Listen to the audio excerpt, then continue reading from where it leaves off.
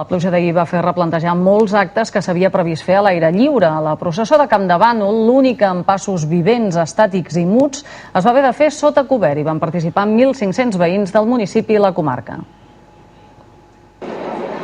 Si ja per si mateixa la processó vivent de Campdevànol és prou original i única, les condicions meteorològiques d'ahir a la tarda en van condicionar el desenvolupament.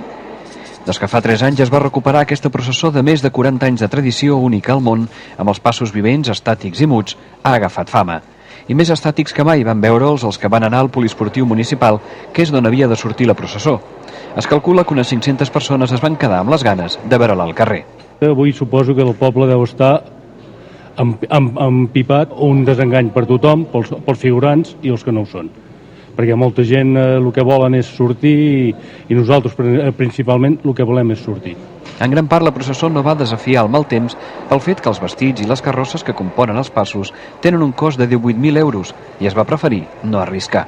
Són molt cars i per això, per aquest motiu avui, ploguent com plovia, era innecessari sortir perquè és un patrimoni que tenim i fer-lo malbé amb 4 gotes d'aigua o una pluja en un moment donat no es podíem arriscar. De manera directa o indirecta, uns 1.500 veïns de Campdevànol i de la comarca participen i col·laboren en aquesta processó.